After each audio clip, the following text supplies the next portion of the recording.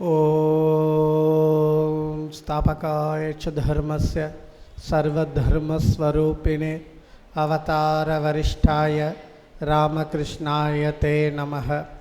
சத்திய நிஷ்டை ரத்னமே, ஞான வாழ்வின் தீபமே, ராமகிருஷ்ண தேவனே போற்றி போற்றி.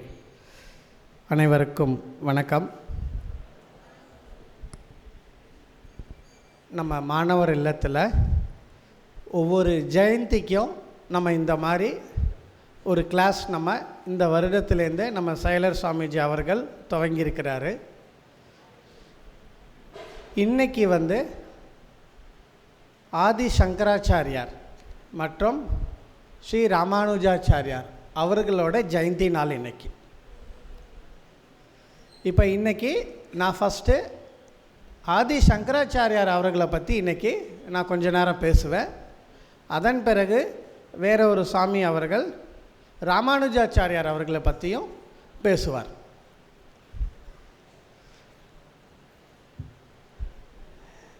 நம்ம பாரத தேசத்தில் வரலாற்று சான்றிதழ் படியும் நிறையா மகாபுருஷர்கள் ஆச்சாரியாமார்கள் ஒவ்வொரு காலத்திற்கோ என்ன தேவையோ அதுக்கு தகுந்தாற்போல் அவதாரங்களாக தோன்றுகிறார்கள். எந்த தேசத்துலேயும் இது கிடையாது, நம்ம பாரத தேசத்தில் மட்டும்தான். ஏன்னா எப்போ நம்மளோட வைதீக தர்மம் அல்லது சனாதன தர்மம் நிலை குலையும் போது அதை திருப்பி நிலைநிறுத்துவதற்கு கடவுள் அவர்கள் அதோட அம்சமோ இல்லை ஒரு பிம்பமோ ஏதாவது ஒரு விஷயத்தை அவதாரங்களாக தோற்றி வைக்கிறார். இந்த ஆதிசங்கராச்சாரியார் அவர்கள் காலம் தோன்றும்போது நம்ம பாரத தேசம் 72 பகுதிகளாக சிதறி கிடந்துச்சு. எத்தனை பகுதிகள்? 72 பகுதிகளாக சிதறி கிடந்தது. இது எல்லாத்தையும் ஒன்று திரட்டினார். அது மட்டும் இல்லாமல் இந்த வைதீக தர்மத்தோட அர்த்தம் புரியாமல் மக்கள் வாழ ஆரம்பித்தாங்க. கடவுள் எதுக்கு, ஏன் நம்ம கடவுளை கும்பிடணும், எனக்கு அவருக்கு என்ன சம்பந்தம், இதோட புரிதல் இல்லாமல் மக்கள் வாழ்ந்துட்டு இருந்த காலம். ஆதிசங்கராச்சாரியார் கேரள மாநிலத்தில் பிறந்தவர், ஏழ்மையான குடும்பத்தில் பிறந்தவர். அவர் சிறு குழந்தையாக இருக்கும் பொழுதே தந்தையார் சிவகுரு மரணம் எய்தார். அவரோட தாயார் ஆரியாம்பிகை அவர்கள் வளர்த்தாங்க. மாணவ பருவம் வரும்பொழுது உபநயனம் நடந்தது. உபநயனம் முடிஞ்சு அந்த பிரம்மச்சாரியத்துக்காக பிக்ஷைக்கு போவாங்க. ஒரு நாள் அந்த பாலகன் பிக்ஷைக்கு போகும் பொழுது ஒரு ஏழ்மையான வீட்டில் போய் பிக்ஷை கேட்குறார். அங்கே இருக்கிறது ஒரு பெண்மணி இருக்கிறாங்க. இந்த பாலகன் இவ்வளோ தேஜஸாக நிற்கிறானே, இவனுக்கு கொடுக்கறதுக்கு எதுவுமே இல்லையே அப்படின்ட்டு இந்த அம்மா தயங்கி தயங்கி முன்னாடி வந்து நிற்கிறாங்க. பிக்ஷாம் தேஹி அப்படின்னு அந்த பாலகன் கேட்டுக்கிட்டே இருக்கான். கொடுக்கறதுக்கு என்னன்னு தெரியல. ஏன்னா அவ்வளோ ஏழ்மையாக இருக்காங்க. வீட்டில் ஒரே ஒரு நெல்லிக்கனி மட்டும் இருக்குது. அதுவும் தன் கணவர் அவர்கள் அன்னைக்கு விரதம் முடிக்கிறதுக்காக ஆற்றில் நீராடி வருவதற்காக அந்த ஒரே ஒரு நெல்லிக்கனி தான் இருக்குது. அதை வச்சுருக்காங்க. ஆனால் இந்த பாலகனும் உபவாசம் இருந்து பிக்ஷைக்காக வந்திருக்கான். என்ன கொடுக்கறன்னு எதுவும் இல்லாததுனால வேறு வழி இல்லாமல் பாலகனோட தேஜஸை பார்த்து அந்த பெண்மணி அவர்கள் அந்த நெல்லிக்கனியை பிக்ஷையாக போடுறாங்க. இப்போ ஆதிசங்கராச்சாரியார் சங்கரனா இருக்கிறார். அவரோட பெயர் சங்கரன்னு வச்சாங்க. சங்கரன் என்பவர் அர்த்தம் என்னன்னா மங்களத்தை தருபவர் என்று அர்த்தம். அப்போ அந்த பாலகனாக இருக்கிற சங்கரர் லக்ஷ்மியை வேண்டி ஸ்துதி பண்ணுறார். அவங்க வீட்டில் வந்து தங்கத்தில் நெல்லி கொட்டுச்சு. நெல்லிக்கனியை கொடுத்தாங்க இல்லையா பிக்ஷையா, தங்கமாக நெல்லிக்கனி அவங்க வீட்டில் விழுந்தது. அந்த ஸ்தோத்திரத்துக்கு பேர் கனகதார ஸ்தவம் அப்படின்னு சொல்லுவாங்க. நிறையா பேர் வீட்டில் அதை பாராயணம் பண்ணுவாங்க லக்ஷ்மியோட அருள் கிடைக்கிறதுக்காக. ஒரு நாள் அவரும் சங்கரரும் அவர் தாயாரும் சூர்ணா நதியில் குளிக்கிறதுக்காக போகிறாங்க. அவரோட வீடு பக்கத்திலே இருக்குது அந்த நதி. அந்த நதிக்கு போகும்போது இவர் பாலகனாக இருக்கும்போது முன்னாடி போய் இறங்கிடுறாரு. தண்ணியை பார்த்த உடனே இறங்கின உடனே ஒரு முதலை அவரை பிடிச்சிடுது. அந்த முதலை அவரை விடலை, ரொம்ப ஸ்ட்ராங்காக பிடிச்சிது. இந்த அம்மாவால் எதுவும் பண்ண முடியல. நல்லா தள்ளி இருக்கிறதுனால இந்த அம்மா கத்துறாங்களே தவிர பாலகனை காப்பாற்றுறதுக்கு முடியல. அப்புறம் உடனே சங்கரர் முதலைக்கிட்ட மாட்டிக்கிட்டே ஒரு சொல்கிறாரு, அம்மா நான் சந்நியாசத்துக்கு எடுத்துக்கிறேன் அப்படின்னா எனக்கு மறுபிறவி மாதிரி என்னை முதல்ல விட்டுடும், நீ எனக்கு தாயாக இருக்கிறதுனால எனக்கு உத்தரவு கொடுன்னு கேட்குறார். எப்படி முதல்ல பீடித்து கொண்டு இருக்கும் பொழுது இதை சொல்கிறார்.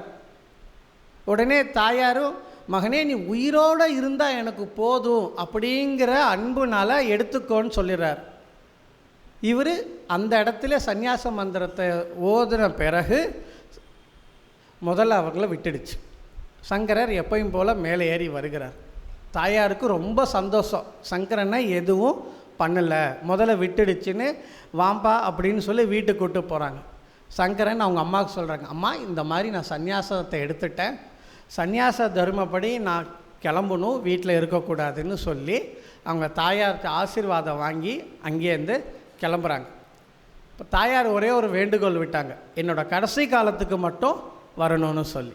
அவரும் அதுக்கு வாக்கு கொடுத்துட்டு அங்கேருந்து கேரளத்துலேருந்து கிளம்புறார். சன்னியாசியாக பரிவிராஜக வாழ்க்கை மாதிரி எப்படி சுவாமி விவேகானந்தர் இமயம் முதல் கன்னியாகுமரி வரைக்கும் பிரயாணம் பண்ணாரோ அது மாதிரி அந்த காலத்தில் நடந்தே வெறும் 16 வயசு பாலகனா அவர் அங்கேருந்து கிளம்புறார். சங்கராச்சாரியார் அங்கேருந்து கிளம்பி ஒவ்வொரு மக்களையும் ஒவ்வொரு இனத்தையும் ஒவ்வொரு மொழியையும் பார்த்து பார்த்து கடந்து கடந்து மக்களோட அறியாமையை தெரிந்து கொண்டே செல்கிறார். போய் ஃபஸ்ட்டு அவர் ஒரு குருவை சந்திக்கிறார். நர்மதா நதி பக்கத்தில் ஒரு குகையிலேருந்து ஒரு கேள்வி வருது. ஆனால் சங்கராச்சாரியார் நதி பக்கத்தில், நர்மதா நதி பக்கத்தில் இங்கிருந்து என்னோட குரு இருக்கிறார் அப்படின்னு அவருக்கு உணர்வு மூலமாக தெரியுது. குரு உடனே கேட்குறார், யார் நீ அப்படின்னு சொல்லி.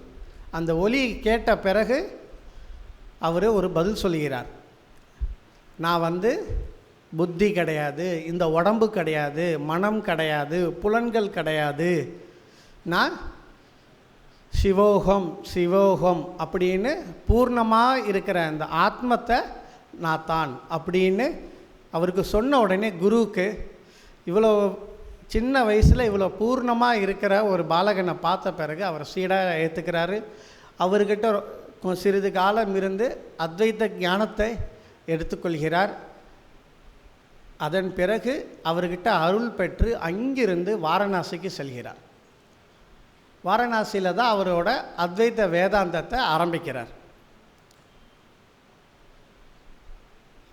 காசி விஸ்வநாதரை தரிசனம் செய்த பிறகு, அன்னபூர்ணியை தரிசனம் செய்த பிறகு எல்லாருடைய அருளை பெறுகிறார். அந்த இடத்துல அன்னபூர்ணி ஸ்தோத்திரம் நம்ம டைனிங்கில் சாப்பிடும்போது நீங்கள் பாராயணம் பண்ணுறீங்க இல்லையா, நித்யானந்த கரின்னு சொல்லி, அது சங்கராச்சாரியார் காசியில் ஏற்றார். அன்னபூர்ணி கொடுக்குற ஞானத்தை அவர் ஏற்றுக்கொண்டு அங்கிருந்து அடுத்த பரிவராஜக வாழ்க்கை செல்கிறார்.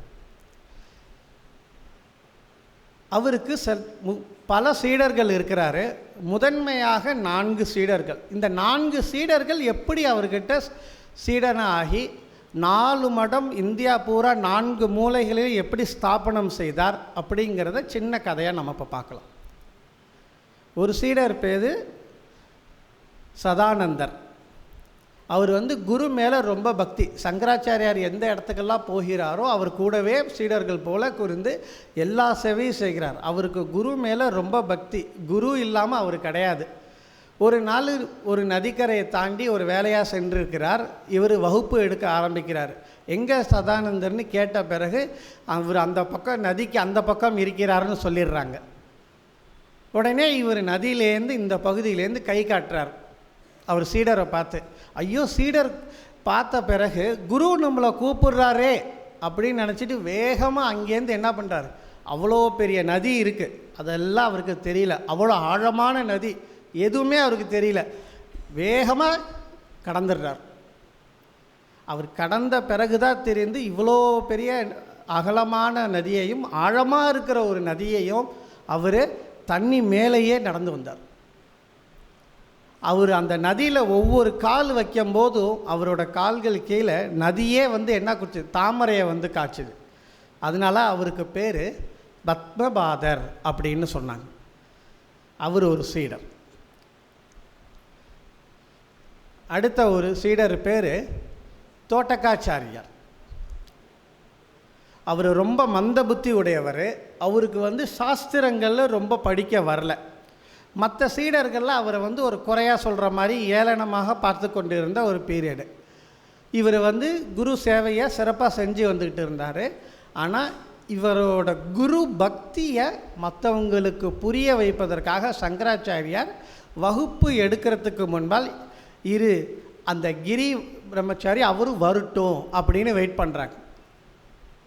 அங்கே இருக்கிற சொல்கிறாங்க, வெறும் செவருக்கிட்ட சொல்லி ஒன்றும் பிரயோஜனம் இருக்காருன்னு மற்ற சீடர் ஒருத்தர் சொல்லும்போது இவங்களோட அகங்காரத்தை நம்ம அடிக்கணும் அப்படின்னு சங்கராச்சாரியர் என்ன பண்ணார், ஞானம் மூலமாக அவருக்கு தீட்சை கொடுத்து அவருக்கு ஞான ஒளி கொடுத்தார். சமயக்கட்டிலேருந்து வகுப்பறைக்கு அவர் ஞான பிழம்பாக அவர் தோட்டக்கா அப்படிங்கிற ஒரு சந்தத்தில் குருவை வணங்கி மந்திரம் சொல்கிறார். இப்போ நீங்கள் பேக் ஹோம் ஹாஸ்டலில் விஷ்ணு சாஸ்திரம் சொல்கிறீங்க இல்லையா, அதுக்கு பேர் அனுஷ்டுப் சந்தனம் சொல்லுவாங்க, சரியா? அது ஒரு டியூனு. அதே மாதிரி தோட்டக்கா அப்படிங்கிற ஒரு சந்தனம் இருக்குது. சுப்ரபாதம் வெங்கடேஸ்வராவுக்கும் சுப்ரபாதம் வெங்கடேஸ்வர ஸ்தோத்திரத்துக்கு பாடுற சந்தம் பேர் தோட்டக்கா அப்படின்னு சொல்லுவாங்க. அந்த தோட்டக்கா அந்த சந்தத்தில் குருவை வணங்கினதுனால சங்கராச்சாரியர் அவர் தோட்டக்காச்சாரியார் அப்படின்னு அவர் சீடரை பேர் சொல்லி அதுலேருந்து அந்த பேர் அவருக்கு வர ஆரம்பிச்சது. அன்னைக்கு சங்கராச்சாரியார் கிடைத்த ஞானத்தினாலும் குருவின் மேலே இருந்த பக்தியினாலும் பின்னாளில் சங்கராச்சாரியார் காலத்துக்கு பிறகு உபநிஷத்துக்கு எல்லாத்துக்கும் இதே தோட்டக்கா சந்தத்திலே அவர் நிறைய விஷயங்கள் உட்கார்ந்து அவர் எழுதியிருக்கார். இது 2வது சீடர். 3வதாக ஒரு சீடர் இருக்கார், ஹஸ்தாமல்கர்னு சொல்லி. ஹஸ்தாமல்கர் அவர் பிறந்ததுலேருந்து எதுவுமே பேசினது கிடையாது. மூடன் மாதிரியே இருப்பார். யார் சொன்னாலும் காதில் விழாது, எதுவும் வாயை திறந்து பேச மாட்டார். இப்படியே ரொம்ப நாள் ஒரு ஜடம் மாதிரியே இருந்தார். இவர் சீடர்கள் எல்லாரும் பரிவராஜக வாழ்க்கை மாதிரி ஒவ்வொரு ஏரியாவாக சங்கராச்சாரியாரும் மற்ற சீடர்களும் வந்துட்டுருக்கும்போது இந்த மாதிரி ஒரு ஞானி வந்திருக்காருன்னு சொல்லி இந்த பெற்றோர்கள் இந்த பையனை ஜடமாக இருக்கிறவனை கூட்டிகிட்டு வரார். கூட்டிகிட்டு வந்துட்டு, ஐயா இவன் பிறந்ததுலேருந்து இப்படி தான் இருக்கான், நீங்கள் இவனை என்னான்னு பாருங்கன்னு சொல்லி கேட்குறாங்க. உடனே சங்கராச்சாரியார் அவனை கூப்பிட்டு, குழந்தாய் நீ யாருன்னு கேட்டார். உடனே அவர் வாயிலேருந்து வேதாந்த உண்மைகள் அத்தனையும் வெளியில் வந்துச்சு. எந்த சக்தி சூரியனும் சூரிய கிரகங்களுக்கும் புலன்களுக்கும் மனிதர்களுக்கும் உயிரினங்களுக்கும் எது ஊண்டுகோல் சக்தியாக இருக்கிறதோ அந்த சக்தியாக பூர்ணமான நான் அப்படின்னு மிகப்பெரிய வேதாந்த உண்மையை அப்படியே அவர் பாடுவார். சங்கராச்சாரியார் முன்னாடி வாயை திறந்து பேசவே இல்லை பிறந்த பிறகு. ஆனால் சங்கராச்சாரியார் கேட்குறார், குழந்தாய் நீ யாருன்னு சொல்லி. அப்போ அவர் சொல்லும் பொழுது அந்த ஸ்தோத்திரத்தை வேதாந்த விஷயத்தை அப்படியே சொல்லுவார். அதுக்கு பேர் ஹஸ்தாமல்க ஸ்தோத்திரம்னு சொல்லுவாங்க. நிறைய பேர் இன்னும் அதை பாராயணம் பண்ணுவாங்க. வேதாந்த படிக்கிற மாணவர்கள் எல்லாரும் அது கண்டிப்பாக படிப்பார்கள். அந்த ஸ்தோத்திரத்துக்கு பேர். அன்னையிலேருந்து அவரும் சங்கராச்சாரிய சீடராக அவர் கூட எல்லா இடத்துக்கும் பிரயாணம் பண்ண செய்தார். அதன் பிறகு சுரேஸ்வராச்சாரியார்னு 4ஆவதாக ஒரு சீடரை பார்க்குறார். இதில் 2 கதைகளாக வரும். முடிந்தாலும் சுருக்கி நான் உங்களுக்கு அந்த கதையை சொல்கிறேன். இந்த 4ஆவது சீடரை பார்க்குறதுக்கு முன்னாடி சங்கராச்சாரியார் மட்டும் போயிட்டுருக்கும் பொழுது குமாரில பட்டர்னு ஒருத்தர் பார்க்க போகிறார். அதாவது நம்ம வேதங்களில் 2 போர்ஷன் உண்டு. ஒன்று கர்மகாண்டம், இன்னொன்று ஞானகாண்டம்னு சொல்லி. இந்த குமாரில பட்டருங்கிறவர் கர்மகாண்டத்தில் உச்சத்தில் இருந்தவர். புத்த மதத்தை எல்லாத்தையும் வாதங்களும் பிரதிவாதங்கள் மூலமாக புத்த மதத்தை தோக்கடித்தவர். கர்மகாண்டத்தை உச்சத்தில் இருக்கிற காலகட்டத்தில் சங்கராச்சாரியார் ஞானகாண்டத்தை நிலைநிறுத்துவதற்காக வருகிறார். நான் இது 2 வார்த்தையாக சொல்லிக்கிறேன், ஞானகாண்டம் கர்மகாண்டம். இதை பற்றி டீட்டெயில் போக வேண்டாம். குமாரில பட்டரை பார்க்குறாரு. சங்கராச்சாரியார் வரும்போது குமாரில பட்டர் இருந்த சூழ்நிலை எப்படி இருந்ததுன்னா, சுண்ணாம்பு கலவையில் தன்னைத்தானே வேக வைத்து கொள்கிறார். சங்கராச்சாரியாரை வர நேரம் பார்க்குறாரு. கடைசி காலத்தை தன்னைத்தானே சுண்ணாம்பு கலவையில் குமாரில பட்டர் வேக வைத்து கொள்கிறார். ஏன் அந்த மாதிரி வேக வைத்து கொள்னார்னா, புத்த மதத்தை பற்றி படித்து புத்த மதத்திலேயே அவங்கள தோக்கடிக்கணும், அவங்க விஷயத்தை தெரிஞ்சினால புத்த பிக்ஷுகள் மாதிரி அவர் புத்த மதத்தில் சேர்ந்து அவங்க கொள்கை அனைத்தையும் கற்றுக்கொண்டு நம்மளோட வைதிக தர்மத்தில் இருக்கிற கர்மகாண்ட பகுதி மூலமாக அவர்களை தோக்கடித்துடுறார். ஆனால் புத்த பிக்ஷுகள் என்ன பண்ணாங்கன்னா, நீ இந்த மாதிரி எங்களை ஏமாற்றிட்டேன்னு சொல்லி புத்த பிக்ஷுகள் மலம் மேலேருந்து அவரை பிடிச்சி தூக்கி போட்டுடுறாங்க குமாரில பட்டரை. அவர் கீழே விழுவும்போது ஒரு வார்த்தை சொன்னார், வேதம் இருப்பது உண்மையானால் எனக்கு அடிபடக்கூடாதுன்னு சொல்லிட்டார். கீழே விழுந்த உடனே உடம்பு இல்லை, எதுவுமே அடிப்படலை, கண்ணு மட்டும் அவருக்கு போயிடுச்சு. அவ்வளோ பெரிய மலை மேலேருந்து தூக்கி போடும் பொழுது கண்ணு மட்டும் அடிபட்டுச்சு, உடம்புல எதுவுமே ஆகலை, இன்னும் ஆகலை, தெளிவாக இருந்தார். அப்புறம் திருப்பியும் வேதம் இருப்பது உண்மையானால் எனக்கு எதுவும் ஆகக்கூடாதுன்னு சொன்னனேன்னு சொல்லும் பொழுது ஆகாயத்திலேருந்து அசரீரியான ஒரு குரல் வந்துச்சு. வேதம் இருப்பது உண்மையானால் அப்படிங்கிற ஒரு டவுட்டு, ஒரு சந்தேகம் உனக்கு ஏற்பட்டுடுச்சு, அதனால உனக்கு அந்த கண் அடிபட்டிருக்கு அப்படின்னு சொன்னார். வேதம் என்றும் இருப்பவை, அதில் சந்தேகமே இருக்கக்கூடாதுங்கிறத அவர் இன்னும் முழுமையாக அவர் நம்பினார்.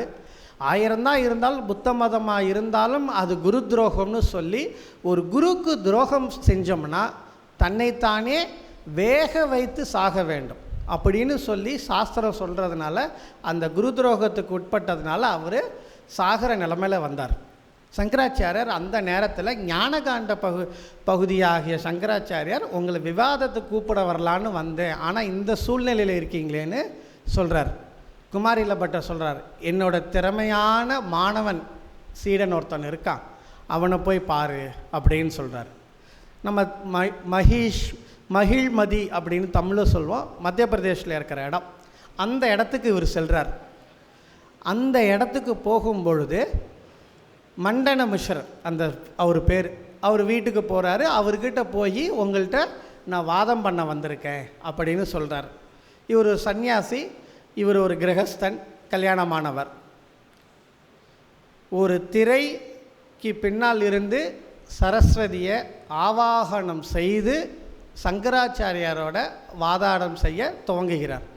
இதுக்கு நடுநாயகன் யாராவது இருக்க வேண்டும் போகும்போது மண்டன மிஸ்ரரோட துணைவியார் நடு ஜட்ஜ்மெண்ட் பண்ணுறதுக்கு ஒரு ஆள் இருக்கணும். அந்த தேவியை அங்கே உட்கார வச்ச பிறகு சங்கராச்சாரியாரோ மண்டன மிஸ்ரோ 2 பேரும் வாதாடுறாங்க யாரோட கொள்கையை தோக்கடிக்கிறதுன்னு சொல்லி. இவர் ஞானகாண்டத்தில் அத்வைத வேதாந்த கொள்கையை கடைபிடிப்பவர், மண்டன மிஸ்ரர் கர்மகாண்டத்தில் கடைபிடிப்பவர். சார் 2 கொள்கைக்கு வாதம் நடக்கிறது. 8 நாள் வாதம் நடக்குது. ஜட்ஜ்மெண்ட் எப்படி பண்ணணும்னு செய்தாங்கன்னா, போட்டி ஆரம்பிக்கிறதுக்கு முன்னாடி 2 பேருக்கும் மாலை அணிவிச்சிடுறாங்க. யாரோட மாலை வாடுதோ அவங்க தோல்வி விட்டுறாங்க. இதுதான் ஜட்ஜ்மெண்ட். இப்போ 8 நாள் டிபேட் நடக்குது. வாதமும் பிரதிவாதம் மாறி மாறி சொல்லிக்கிட்டே இருக்கிறாங்க. மண்டன மிஸ்ரோட மாலை வாடிடுது. பிறகு அவரோட துணைவியார் கணவரில் பாதி நான் துணைவி, நானும் உங்களோட வாதாடுறேன் அப்படின்னு சொல்கிறாங்க.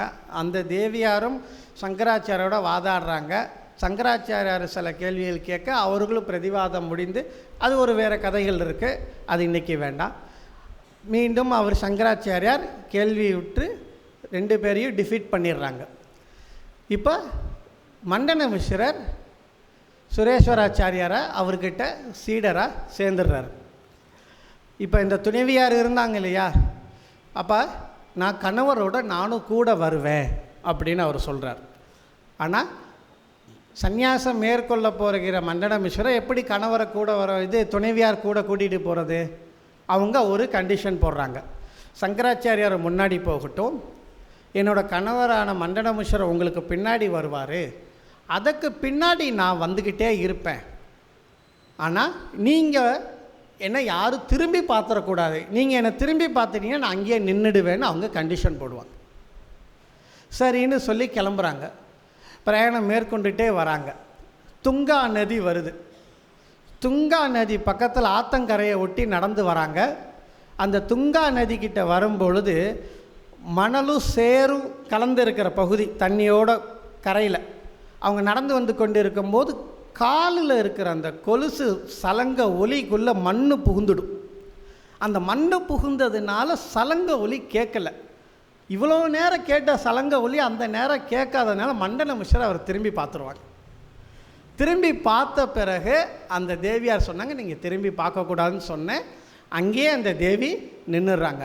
அவங்க தான் சரஸ்வதியோட அம்சமாக சொல்லி இன்னைக்கு சிங்கேரியில் சாரதா பீடமாக அந்த கோயில் சாரதா அம்பாளா இன்றைக்கி நம்ம எல்லாரும் வழிபட்டு இருக்கோம்.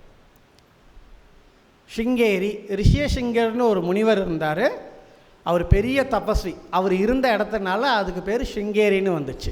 அந்த சிங்கேரியில் சாரதா பீட்டம் அப்படின்னு சொல்லி அந்த இடத்துல சுரேஸ்வராச்சாரியார் பின்னாடி முதல் பீடாதிபதியாக பொறுப்பேற்று சாரதா அவர் அம்பாளை இன்னும் பூஜை பண்ணதை இன்ன வரைக்கும் பூஜை பண்ணிகிட்ருக்காங்க. இப்போ இந்த 4 சீடர்களை பற்றி நான் இப்போ எப்படி இவங்க சீடர்கள் ஆனார்கள்னு பார்த்தேன். சங்கராச்சாரியார் இமயம் முதல் வரைக்கும் எல்லா இடத்துக்கும் பிரயாணம் மேற்கொண்ட பிறகு 4 மடத்தை ஸ்தாபனம் செய்தார். துவாரகாவில் ஒன்று பண்ணினார், இன்னொன்று பூரியில் பண்ணார், இன்னொன்று கர்நாடகா சிங்கேரியில் பண்ணார், இன்னொன்று இமயமலை பகுதியில் கேதார்நாத்தில் பண்ணார். 4 சீடர்களையும் ஒவ்வொரு மடத்துக்கு அதிபதியாகி 4 வேதங்களும் ஒவ்வொரு மடத்துக்கு கொடுத்து அதை பிரச்சாரம் செய்து பாதுகாத்து வந்து கொண்டிருக்கிறார்கள் இன்று வரைக்கும். அன்னைக்கு ஆரம்பித்தது இன்று வரைக்கும் சங்கராச்சாரியார் செய்தது இன்று வரைக்கும் சென்று கொண்டிருக்கிறது. சங்கராச்சாரியார் நிறைய விஷயங்கள் வேதாந்த கொள்கையை வச்சு எழுதியிருக்கிறாரு. நிறைய தேவர்களுக்கு ஸ்தோத்திரம் பாடியிருக்கிறார். முக்கியமானது ஒன்று, மகாபாரதத்தில் 3 பகுதிகளுக்கு அவர் விளக்க உரை கொடுத்துருக்கார். சனத் சுஜாத்தியம்னு ஒன்று பகவத்கீதை, அடுத்தது விஷ்ணு சஹஸ்ரநாமம். இது 3 மகாபாரதத்துக்குள்ளே வர பகுதிகள். இந்த 3 விஷயங்களுக்கும் அவர் விளக்க உரை எழுதியிருக்கார். அந்த சங்கராச்சாரியார் எழுதிய விளக்க உரை அத்வைத வேதாந்த கொள்கையில் அவர் பாஷ்யம் எழுதியிருப்பார். விளக்க உரைனா சான்ஸ்கிரிட்டில் பாஷ்யம்னு சொல்லுவாங்க. உலகம் பூரா யாராவது வேதாந்தம் படிக்கணும்னா இன்று வரைக்கும் சங்கராச்சாரியார் எடுத்த விளக்க உரை எடுத்து தான் எல்லோரும் படிக்க விருப்பப்படுறாங்க. ஏன்னா உலகம் பூரா அவரோட வேதாந்த ட்ரீட்டிஸ் புரிய வச்சிருக்கு. ஆங்கிலத்தில் ஒன் வித்தவுட் எ செகண்ட், தமிழில் இரண்டற்ற ஒன்று, இருப்பது அனைத்தும் மாயை, கடவுள் ஒன்றுதான் உண்மை அப்படிங்கிற அந்த வேதாந்த கொள்கையை அவர் அத்வைத்த வேதாந்தமாக அவர் கடைப்பிடித்தார். கடைசி காலத்தில் அவரோட தாயார் நம்மளை பற்றி நினைக்கிறாங்கன்னு சொல்லி கேதார்நாத் இமயமலை பகுதியிலேருந்து கேரளாவுக்கு உடனே வந்துடுறார். தாயாரோட கடைசி காலத்தில் இருந்து கிருமைகளை முடித்த பிறகு அங்கிருந்து அவர் மீண்டும் கேதார்நாத் செல்கிறார். கேதார்நாத்தில் போய் அவர் அங்கிருந்து மறைந்ததாக செய்தி. ஆனால் யாருக்கும் அவர் எப்படி மறைந்தார் என்பது இன்ன வரைக்கும் நமக்கு தெரியாது. இன்னும் நிறைய விஷயங்கள் நம்ம சங்கராச்சாரிய வாழ்க்கையில் இருக்குது. நம்ம வேறு வகுப்புகள் ஏதாவது வாய்ப்பு கிடைக்கும்போது நாம் பார்க்கலாம். சங்கராச்சாரியர் செய்த இத்தனை வேதாந்த விஷயங்களால் மட்டும்தான் இன்று வரைக்கும் நம்மளோட பாரத தேசத்தில் மூல முடுக்கு எல்லாமே இந்த விஷயங்கள் நாம் தெரிந்து கொண்டிருக்கிறோம். ராமகிருஷ்ண மடம், ராமகிருஷ்ணனோட பேரில் விவேகானந்தர் ஆரம்பித்ததா சொல்லி நம்ம நேற்று விஷயங்கள் எல்லாம் படித்தோம். மேடை நாடகங்கள் எல்லாம் காமிச்சாங்க. சங்கராச்சாரிய அவர்கள் சந்நியாசி அவர்களுக்கு 10 சம்பிரதாயம் கொண்டு வந்திருப்பார். அந்த சம்பிரதாயத்தில் 10 சம்பிரதாயத்தையும் 4 மடத்துக்குள்ளே அடக்கியிருக்கார். நம்மளை ஸ்ரீராமகிருஷ்ணர் தோத்தாபுரி அப்படிங்கிற ஒருத்தவர்கிட்ட சந்நியாசம் மேற்கொண்டார். அந்த பூரி அப்படிங்கிற ஒரு வார்த்தை சன்னியாசி பேருக்கத்துக்கு பின்னாடி சேர்த்துப்பாங்க. நம்ம ராமகிருஷ்ண இயக்கம் இந்த சம்பிரதாயத்தில் வர்றது. இதெல்லாம் நீங்கள் பேசிக்காக தெரிஞ்சு வச்சுக்கிற விஷயங்கள். இந்த மாதிரி ஜெயந்தி நாளில் இந்த மாதிரி சின்ன சின்ன விஷயங்கள் நீங்கள் தெரிந்து கொள்வதற்கு இது நல்ல ஒரு அவகாசம். இன்றைக்கி இந்த சங்கராச்சாரியரை பற்றி கதைகளாக சொன்ன நிறையா விஷயங்கள் போக முடியல. ஆனால் இந்த விஷயங்களை நீங்கள் மனதில் நிறுத்தி கொள்ளுங்கள். எல்லாம் நாம் இதோட இந்த வகுப்பை நம்ம முடிச்சுக்கிறோம். ஓம் சாந்தி சாந்தி சாந்தி. ஹரி ஓம் தத் சத். ஸ்ரீராமகிருஷ்ணார்ப்பணமஸ்து. ஜெய் ராமகிருஷ்ணா.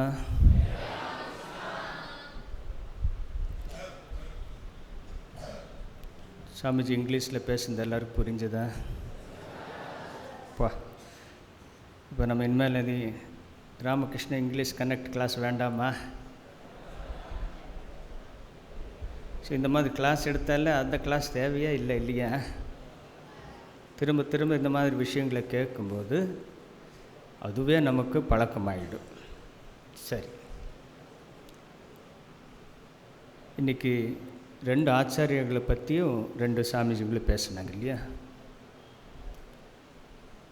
நமது ராமகிருஷ்ண மடங்கள் எல்லாத்துலேயும் இன்றைய நாள் இந்த ஆச்சாரியர்களை ஃபோட்டோ வச்சு பூஜை பண்ணி அவங்கள பற்றி பேசுவாங்க, கேட்பாங்க. எல்லா மடங்களிலும். ஏன்னா நம்ம அந்த பரம்பரையில் வந்திருக்கோம். நம்ம விவேகானந்தருக்கு சங்கரர் மேலே ரொம்ப அபார ஒரு இது. ஏன்னா சங்கரர், ஆதிசங்கரர் சிவாவதாரம். விவேகானந்தர் யார்? அவரும் சிவாவதாரம் தான். நம்முடைய சசி மகாராஜ் அவர் மூலியமாக ஆரம்பித்த இந்த ஓமை வழி நடத்தினவங்கிறது யார்?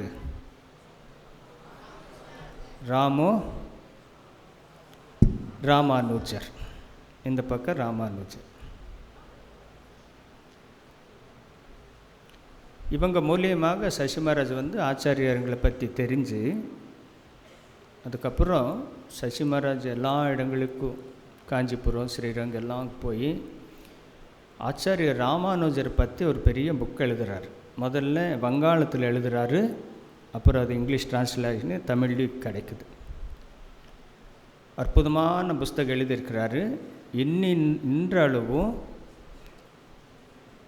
இந்த வைஷ்ணவ சம்பிரதாயத்தில் ராமானுஜர் ஆழ்வார்கள் பற்றி எழுதின புக்கில் ஒரு தலை சிறந்த புஸ்தகமாக சசி மகாராஜோட புஸ்தகத்தை கோட் பண்ணுறாங்க. அப்படின்னா அவர் எந்த அளவுக்கு அதை ஆழ்ந்து படித்து அவங்களோட ஆச்சாரியங்கள கருத்துக்களை உணர்ந்து நமக்கு கொடுத்துருக்காருன்னுப்பா. நீங்கள் எங்கே போனாலும் சசிமர ராமகிருஷ்ணானந்தர் எழுதினா அந்த புஸ்தகத்தை அவ்வளோ பிரபலமாக பண்ணுறாங்க. அந்த அளவுக்கு இந்த இல்லத்தோட இந்த ராமானுஜர வாழ்க்கையும் கலந்து இருக்கிறது. இந்த சாமிஜிக்கு ஆச்சாரியர்கள் பற்றி கூறினாங்க, சங்கராச்சாரியரை பற்றி மகாராஜில் கூறியிருந்தார் இல்லையா, எல்லாம் ஒரு சின்ன ஷார்ட்டாக பேசணுங்கிறதுக்காக பண்ணியிருந்தோம். அவர் சொன்னார், கேரளாவில் பிறந்தார், அப்பா சில வயதில் இறந்து போனார், அப்புறம் முதல்ல பிடிச்சது சன்னியாசி ஆனாருன்னு.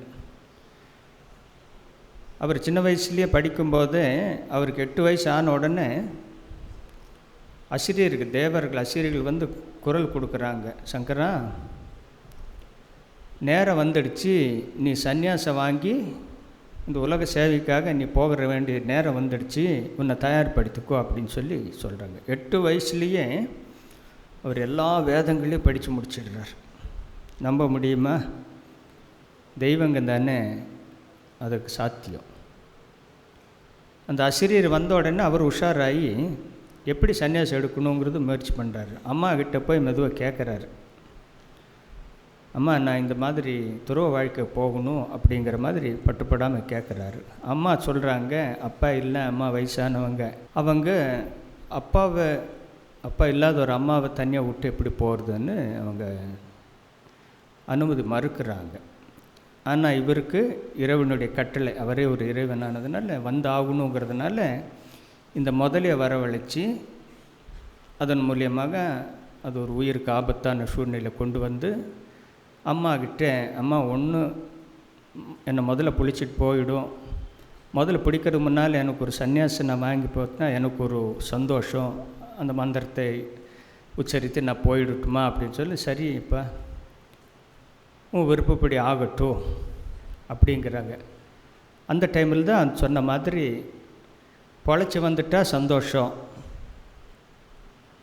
அப்படின்னு சொல்லும்போது அந்த மந்திரத்தை சொன்னக்கப்புறம் அந்த முதல்ல என்ன பண்ணுது, அவனை விட்டுட்டு போயிடுது. அவர் வர்றாரு.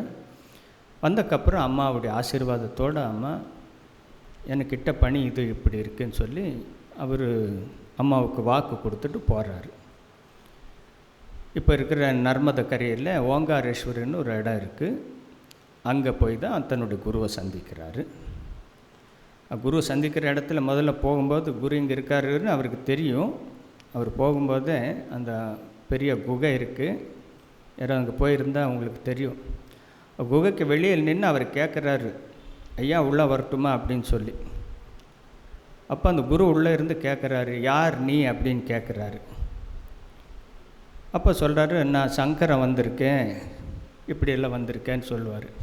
2-3 வாட்டி தன்னை பற்றி சொல்லும்போது மறுபடியும் யார் நீ அப்படின்னு கேட்குறாங்க.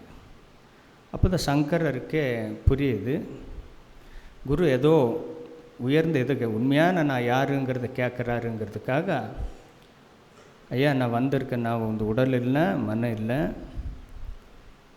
நான் அந்த பரபிரம்ம சிவம், சிதானந்த ரூப சிவோகம் அப்படின்னு சொன்னதுக்கப்புறம் அந்த குரு கூப்பிடுறாரு. குரு தீட்சை பண்ணி வைக்கிறாரு. குருவுடைய ஆசீர்வாதத்தால் காசிக்கு போகிறாரு, இன்னும் படிக்கிறாரு. அதுக்கப்புறம் நிறைய பேர் வாதம் செய்து குரு சொல்கிறாரு, நம்முடைய தர்மம் ரொம்ப ஒரு ஆபத்தான சூழ்நிலையில் இருக்குது, இந்த புத்த மதமும் சமண மதமும் நம்ம தர்மத்தை அழிக்கிற ஒரு கட்டத்துக்கு வந்துடுச்சு, அதை மீட்டெடுக்கிறதுக்காக தான் நீ பகவான் இந்த ரூபத்தில் வந்திருக்க, நீ அதை மீட்டெடுக்கணும், அதுக்கான சக்தி வல்லமை எல்லாம் பகவான் உனக்கு கொடுத்துருக்கிறாரு, நீ எல்லாம் வாதத்தை வென்று தர்மத்தை நிலைநாட்டுன்னு குரு கட்டளையோடு போகிறாரு. ஒவ்வொரு இடத்துலையும் வாதத்திலெல்லாம் வென்று கடைசியாக அந்த மண்டல மிஸ்ரர்கிட்ட வந்தாருன்னு சொன்னார் இல்லையா. அந்த மண்டல மிஸ்ருடைய மனைவியே சரஸ்வதியின் அவதாரம், உமையா பாரதின்னு அவங்க சரஸ்வதி அவதாரம். கடைசி அந்த மண்டல மிஸ்ரரும் இவர்கிட்ட தோற்று போய் அவங்களுடைய போட்டி நடக்குது. இவர் தோற்றா அவர் இல்லறத்தர் ஆகணும், அவர் தோற்றா இல்லறத்தை திறந்து சன்னியாசி ஆகணுங்கிற ஒரு போட்டியில் சங்கரர் ஜெயிச்சிட்டாரு, கூட வர்றாரு. அப்புறம் மற்ற சீடர்கள் வாய் பேசாத ஊமை வந்து இவரை பார்த்த உடனே இவர் கேட்ட கேள்விக்கெல்லாம் வேதாந்த உயர்ந்த கருத்துக்களை சொல்லி சீடராகிறாரு. ஒவ்வொருத்தரும் அந்த மாதிரியில் வந்து 4 சீடர்களையும் சேர்த்து அவர் எல்லாம் பயணம் மேற்கொண்டு எல்லாம் ஸ்தாபனை பண்ணுறதுக்கு பண்ணுறாரு. ஸோ இதெல்லாம் நடந்தக்கப்புறம் அவர் எல்லா இடத்துலையும் போய் காஞ்சிபுரத்துலேயும் வந்திருக்கிறதா சொல்கிறாங்க. ஸ்ரீ சக்கரத்தை ஸ்தாபனை பண்ணியிருக்கு. கடைசியாக தன்னுடைய மரணமும் காஞ்சிபுரத்தில் தான் நடந்திருக்குன்னு நம்புகிறவங்களும் இருக்கலாம். திருப்பதி கோயில்லையும் ஸ்ரீரங்க கோயில்லையும் குருவாயூர் கோயில்லையும் பல கோயில்களில் பூஜை எப்படி பண்ணணும், எந்த மாதிரி ஒரு விதிமுறைகள் கடைப்பிடிக்கணுங்கிற மாதிரி முக்கியமான கோயில்கள் எல்லாம் அவர் எழுதி வச்ச மாதிரி தான் இன்றளவும் நடந்து கொண்டிருக்கிறது. அந்த அளவுக்கு இந்த தர்மத்தை மீண்டும் நிலைநிறுத்தி ஸ்தாபனை பண்ணி கடைசி காலத்தில் அவர் ஸ்ரீசைலம் கோயிலுக்கு வர்றாங்க. அங்கே ஒரு நாள் ஒரு நிகழ்ச்சி நடக்குது. இவருடைய இந்த அளவுக்கு இந்த தர்மத்தை பற்றி இப்படி பண்ணி மற்ற தர்மம் எல்லாமே அவங்களுக்கு எதிரானது எல்லாத்தையும் இந்த அளவுக்கு அழிக்கிறாரு, இவரை அழிச்சிட்டா இந்த தர்மத்தையும் அழிச்சிடலாங்கிற ஒரு எண்ணத்தில் சூழ்ச்சி பண்ணி இவர் எப்படியோ கொல்லணும்னு பண்ணி ஒரு வேறு வேஷத்தில் வந்து சீடர் இல்லாத நேரத்தில் இவர்கிட்ட வந்து, ஐயா நாம் உங்ககிட்ட ஒரு வேண்டுதல் வைக்கிறோங்கிறாரு. அவர் சொல்லுங்கோ, நான் என்னுடைய ஒரு முக்கியமான காரியத்துக்கு நான் ஒரு யாகம் பண்ணணும். அந்த யாகம் வந்து சாதாரண தரையில் இல்லாமல் ஒரு மகாத்மாவுடைய உடல் மேலே வச்சு அக்னி வார்த்து யாகம் பண்ணணுங்கிற மாதிரி அவர் அதுக்கு சம்மதிக்கிறார்.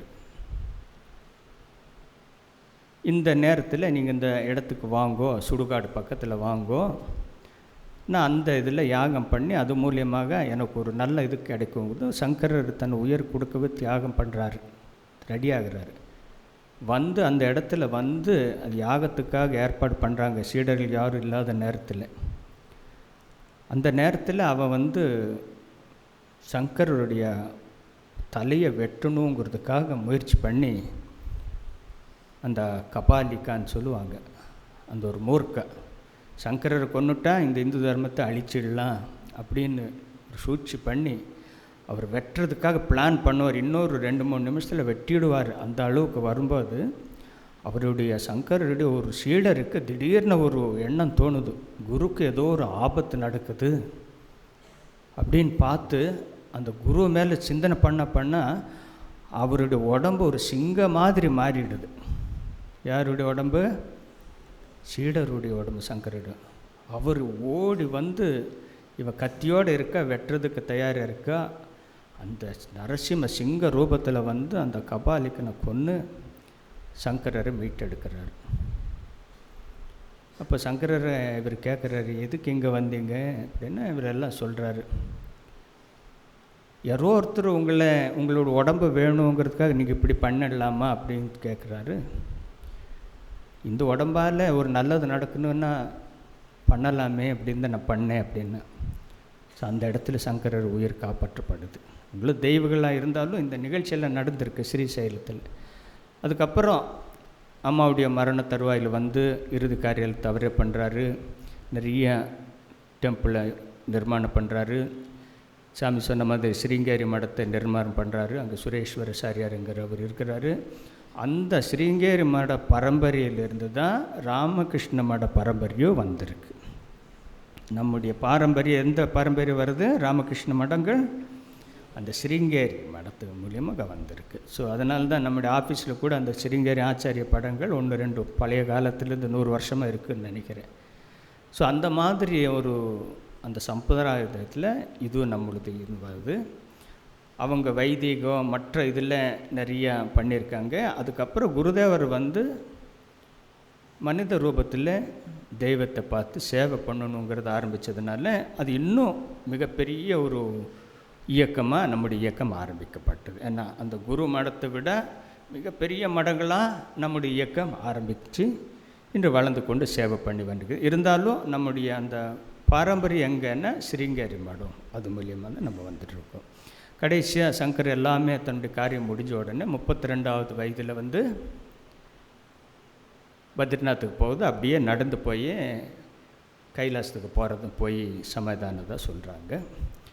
அவர் அந்த காலத்தில் அவர் அந்த அவதாரம் எடுத்து வந்து அந்த தர்மத்தை காப்பாற்றலைன்னா தர்மம் வந்து அழிஞ்சிருக்குன்னு பெரியோர்கள் சொல்கிறாரு, சாமிஜியே சொல்கிறாரு.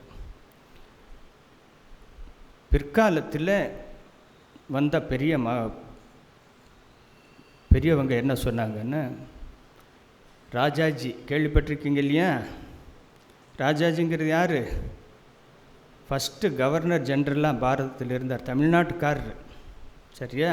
ஆங்கில அரசாங்கம் போனதுக்கப்புறம் அவர் தான் அது குடியரசுத் தலைவர் மாதிரி ஒரு பண்ணது. ராதாகிருஷ்ண குடியரசுத் தலைவராக இருந்தார், இவர் கவர்னர் ஜெனரல் இருந்தார். அந்த ராஜாஜி சொல்கிறார் சாமி விவேகானந்தரை பற்றி. சாமி விவேகானந்தர் இந்து தர்மத்தை காப்பாற்றினார், இந்துவிசத்தை காப்பாற்றி நம்ம எல்லாரையும் நம்ம நாட்டை காப்பாற்றினார். அவர் இல்லைன்னா நம்முடைய நாடும் அழிஞ்சிருக்கோ தர்மமும் அழிஞ்சிருக்கோன்னு ராஜாஜி சொல்கிறார். சாமிஜி அந்த காலத்தில் அந்த சங்கரர் இல்லைன்னா நம்ம தர்மம் அழிஞ்சிருக்கும்னு சொன்னார். அதே மாதிரி அந்த சங்கர ரூபத்தில் வந்த சாமிஜி இந்த அளவுக்கு நமக்கு பண்ணி இன்றைக்கி அந்த அளவுக்கு எல்லா இடத்துலையும் ஒரு உறுதியாக நம்முடைய தர்மம் சில வேறுபாடுகள் இருந்தாலும் உறுதியாக இருக்குதுன்னா இந்த ஆச்சாரிய சங்கர வித்திட்டு அந்த வழியில் வந்திருக்கு. கடைசியாக அவருடைய எஸ்டாப்ளிஷ்மெண்ட்டானது எல்லாம் நடக்குது. அப்புறம் சாமிஜி ராமானுஜர் பற்றி சொல்லியிருந்தார் இல்லையா? அவர் கொஞ்சம் ஃபிலாசபிக்கெல்லாம் இங்கிலீஷில் சொல்லிகிட்டு இருந்தார். அவர் காஞ்சிபுரத்தில் பிறந்தார், அப்புறம் நல்ல ஒரு சூழ்நிலை வளர்ந்தவர். அவருக்கு ஆசை ஒரு குருக்கிட்ட மந்திர தீட்சை வாங்கன்னு சொல்லி அது சொல்லியிருந்தார். காஞ்சிபூர்ணான்னு சொன்னார். திருக்கட்சி நம்பின்னு சொல்லி கேள்விப்பட்டிருக்கீங்களா? அதுதான் அவர் தான் காஞ்சிபூர்ணான்னு சொல்லுவார். அவர்கிட்ட தீட்சை வாங்கணும்னு சொல்லி இது பண்ணுறாரு. அவர் ஒரு சாதாரண குலத்தை சேர்ந்தவர். அவர் இல்லை, உனக்கு என்னால் தீட்சை பண்ணி வைக்க முடியாது, உனக்கு பகவானே உனக்கு குருவாக அமைந்து பண்ணுவார் அப்படிம்பார். வரதராஜ பெருமாள். ஏன்னா இவருக்கு அவர் தெரியும், இந்த வரதராஜ பெருமாள் வந்து அந்த திருக்கட்சி நம்பியோட தினமும் பேசுவாராம. அதை நீங்கள் கேள்விப்பட்டிருப்பீங்க.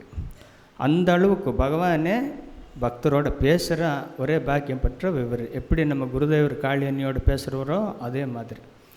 ஸோ அதனால் அந்த அவருடைய கிட்ட தீட்சை வாங்கணும்னு அவ்வளோ மரியாதையோடு பண்ணுறாரு. அது சூழ்நிலை காரணமாக பிற்காலத்தில் நடக்கும். ராமானுஜருக்கு இவ்வளோ பக்தி இருந்தாலும் தன்னோட கல்யாணத்துக்கு அப்புறம் மனைவிக்கு அவருக்கும் அந்த அளவுக்கு ஒரு நல்ல உறவு இல்லை. அவங்களுக்கு வந்து இது மேலே இவர் இவ்வளோ பக்தியாக இருக்கிறது, வீடை கவனிக்காமல் இருக்கிறது பற்றி அவருக்கு அந்த அம்மாவுக்கு உடன்பாடு இல்லை. அதனால் ராமானுஜர் சேர்ந்தவங்க யார் வந்தாலும் அவங்கள கொஞ்சம் அவமானப்படுத்தி விட்டுடுறாங்க.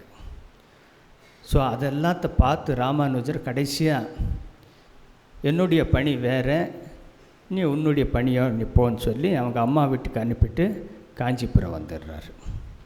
அதுக்கப்புறம் தான் எல்லாம் நிறைய விஷயங்களை கற்றுக்கிறாரு. காஞ்சிபுரம் இருக்கும்போது சாமி சொன்ன மாதிரி ஸ்ரீரங்கத்தில் வந்து ஆளவந்தாருன்னு அந்த பரம்பரையில் வந்தவர் ஆளவந்தார் வந்து அவர் கடைசி மருண தரவாயில் இருக்கிறாரு.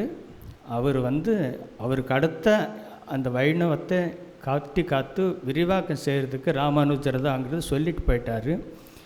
அவர் உயிரோடு இருக்கும்போதே அவரை பார்க்கணுன்னு விரும்புகிறாரு.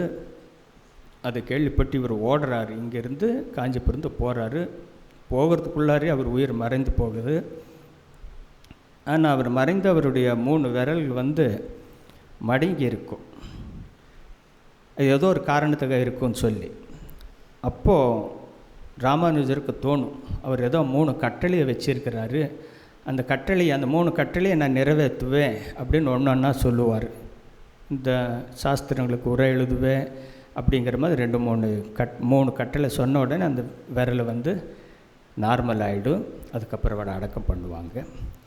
அதுக்கப்புறம் ராமானுஜர் அந்த வைணவத்தை அந்த அளவுக்கு வளர்த்து அவருடைய பரம்பரையில் வந்தவங்க தான் மீராபாய், சைத்தன்ய மகாபிரபு. இவங்க எல்லாம் யாருக்கு பின்னால் வந்தது? ராமானுஜருக்கு பின்னால் தான் வந்தது. அவர் இவ்வளோ ஃபேமஸ் ஆகிறத பார்த்து அந்த காலத்தில் இருந்த அரசர்கள் அவ்வளோ அவர் மேலே ஒரு வெறுப்பு. இவரோட எங்கெங்கேயோ இது பண்ணி இந்த சமண மதம் எல்லாத்தையும் அழிக்க பார்க்குறாருன்னு சொல்லி ராமானுஜரை கொல்றதுக்கு முயற்சி பண்ணுறாங்க. இங்கேயும் ராமானுஜரை காக்கிறதுக்கு அவருடைய ஒரு சீடர் கூரத்தாழ்வார்னு சொல்லி, இதெல்லாம் நீங்கள் தனித்தனி நீங்கள் படிக்கலாம். அவர் ராமானுஜர் மாதிரி வேஷம் போட்டு ராமானுஜரை மாறு வேஷம் போட்டு தப்பிக்க வச்சு அவர் வர்றாரு. இந்த கூரத்தாழ்வானை இந்த அரசர்கள் பிடிச்சி 2 கண்ணையும் பிடுங்கிடுறாங்க. ஸோ இதெல்லாம் ஸ்டோரி வருது, எவ்வளவோ விஷயங்கள். அதுக்கப்புறம் சாமி சொன்னார் இல்லையா, அந்த திருக்கோஷ்டியூருக்கு போய் அந்த உபதேசம் வாங்கணுங்கிறதுக்காக, அந்த குருக்கிட்ட உபதேசம் வாங்கணுக்காக 17 முறை போகிறாரு. ஒரு முறைப்படி அவர் மந்திர தீட்சை பண்ணணுங்கிறதுக்காக 17 முறையும் அவர் போகும்போது, இல்லை அடுத்த வாட்டி வான்னு சொன்னதுக்கப்புறம் 18வது முறை போகும்போது அவர் சம்மதிக்கிறாரு. அதுக்கப்புறம் அவருக்கு அந்த உபதேசம் பண்ணி வைக்கிறாரு. உபதேசம் பண்ணும்போது சொன்ன மாதிரி, இதை நீ மனசுக்குள்ளே வச்சுக்கோ, இது வெளியில் சொல்ல வேண்டாம் அப்படின்னு சொல்லும்போது அவர் கேட்குறாரு, அதனால் என்ன ஆகும் அப்படிங்கிறாரு. இல்லை, கேட்குறவங்களுக்கு முக்தி கிடைக்கும், ஆனால் முறைப்படி குருமாக்கியமாக அந்த மாதிரி பண்ணலைன்னா அந்த பாவங்கள் உனக்கு சேரும், அதனால் நீ பண்ண வேண்டான்னு சொல்லுவார். இருந்தாலும் அவருடைய பரந்த இதயம் இந்த நாமத்தால் எல்லாருக்குமே முக்தி கிடைச்சா நல்லது தானே, நான் நரகத்துக்கு போனாலும் என்ன அப்படின்னு சொல்லி இந்த கோயில் மதில் சுவர் மேலே ஏறி எல்லோரும் கூப்பிட்டு இந்த குரு வாக்கியத்தை அவர் சொல்கிறாரு. அதன் மூலம் எல்லாருக்கும் ஆனந்தம் கிடைக்குது. பின்ன குருக்கிட்ட வரும்போது ஏன் இப்படி பண்ணேன்னு சொல்லும்போது சொல்கிறாரு, ஐயா எனக்கு நீ என்ன தண்டனை வேணாலும் கொடுத்துடுங்கோ, அந்த மக்கள் உய்வு அடையணுங்கிறதுக்காக நான் அப்படி பண்ணேன் அப்படின்னு சொல்லும்போது, அப்பா எனக்கு இல்லாத அந்த பரந்த மனது உங்ககிட்ட இருக்கிறத பார்த்து எனக்கு சந்தோஷப்பா, உன்னை சீடனை அடைஞ்சதில் எனக்கு பெருமைன்னு அவர் சொல்கிறார். அந்த அளவுக்கு ஒரு இது பண்ணவர். பிற்காலத்தில் ஸ்ரீரங்க கோயிலில் இன்னும் நிர்மாணம் நல்லா பண்ணி சாஸ்திரங்களுக்கு விளக்குறல் எழுதி எவ்வளவோ காரியங்களெல்லாம் பண்ணி வைணவத்துக்கு ஒரு மெயின் இது என்னன்னா ஸ்ரீரங்கம் தான். அங்கேயே இருந்து கடைசி அவர் காஞ்சிபுரம் இந்த ஸ்ரீபெரும்புதூர் பிறந்தால அந்த இடத்துக்கே தன்னை போலவே ஒரு உருவத்தை வார்த்து அவர் அங்கே பூஜை பண்ணி, இந்த உருவத்திலேயோ என்னுடைய சக்தி இருக்குன்னு சொல்லி இங்கே நிர்மாணம் பண்ணுறாரு. அவர் இந்த அரசர்களுடைய பிரச்சனைகளிலிருந்து தப்பிக்க போகும்போது மேல்கோட்டைன்னு சொல்லி மைசூர் பக்கத்தில் ஒரு இடம் இருக்குது, அங்கே கொஞ்ச நாள் வாழ்கிறாரு. அது ஒரு தனி ஸ்டோரி. முஸ்லீம்களெல்லாம் அவரை வணங்கி போகிறாங்க. அந்த இடத்துலையே கூட தன்னை மாதிரி ஒரு உருவத்தை செஞ்சு அங்கே சக்தி பிரதிஷ்டை பண்ணி ஸ்ரீரங்கத்தில் 120வது வயதில் அவர் உயிரை விடுறாரு. உயிரை விட்டக்கப்புறமும் அவர் உடலை சீடர்கள் பாதுகாத்து வைக்கிறாங்க. நீங்கள் சில பேருக்கு தெரிஞ்சிருக்கலாம், நம்முடைய ஸ்ரீரங்கத்தில் ரங்கநாதர் கோயிலில் ஒரு பக்கத்தில் ராமானுஜர் சன்னதி இருக்குது. அந்த சன்னதியில் ஒரு சிலை மாதிரி ஒரு உருவம் உட்கார வச்சுருக்கும். அது ராமானுஜருடைய உடல் தான். அவர் 1000ஆம் ஆண்டில் பிறந்தார். இப்போ 1000 வருடங்கள் கடந்து எப்படி உடல் இருக்குது அப்படின்னு நம்ம கேட்கல இல்லையா. உடல் தான் வச்சுருக்காங்க. அந்த மாதிரி ஒரு மூலிகையே ஏதோ அது போட்டு அவர் உடலை இன்னும் அந்த நகமெல்லாம் அப்படியே தெரியும். நீங்கள் நெக்ஸ்ட் டைம் போனால், நீங்கள் பசங்களுக்கு ஏதாவது டூருக்கு போனால் ஸ்ரீரங்கம் போனால் பார்க்கலாம். டீச்சர்ஸ் எல்லாம் பார்த்துருக்கீங்க இல்லையா, ராமானுஜருடைய பாடி அந்த உடலையே அப்படியே வச்சுருக்காங்க, பாதுகாத்து வச்சுருக்காங்க 1000 ஆண்டுகளாக. அந்த அளவுக்கு அது இன்னும் இருந்து எல்லாருக்கும் அருள் பாலித்து கொண்டு இருக்கிறது. அவங்களுடைய கருத்துக்கள் என்னன்னா, எல்லாரும் அந்த இறை சிந்தனையில் வாழ கற்றுக்கணும், கெட்ட எண்ணங்களை வளர்த்துக்கக்கூடாது, முடிஞ்ச சேவை பண்ணணும். எப்படி இந்த திருமூவருக்குரிய கருத்துக்களும் அதே கருத்துக்களை தான் அவங்களும் சொல்லியிருக்காங்க. இந்த நல்ல நாளில் இந்த ஆச்சாரியர்களை பற்றி நம்ம நினைக்கிறத கோடி புண்ணியம். சரியா, அவங்கள வணங்கி நமக்கு பக்தி கிடைச்சி முக்தி கிடைச்சி நமது வாழ்க்கையில் நம்ம உய்வடைய வேண்டி திருமூவர்கிட்டையும் இந்த ஆச்சாரியர்கிட்ட பிரார்த்தனை செய்வோம். நன்றி. ओम शांति शांति शांति। हरि ओम तत्सत। श्री राम कृष्णार्पणमस्तु। जय टाइम ஆச்சு நானே சொல்லிட்டேன். जय श्री गुरु महाराज जी की, जय श्री महामाई की, जय श्री स्वामी जी महाराज जी की, जय स्वामी ब्रह्मानंद महाराज जी की, जय स्वामी रामकृष्णानंद महाराज जी की, वो जय श्री आचार्य शंकर देव की, जय श्री आचार्य रामानुज देव की, जय श्री दुर्गा लक्ष्मी सरस्वती माई की, जय श्री सिद्धिविनायक मूर्ति की।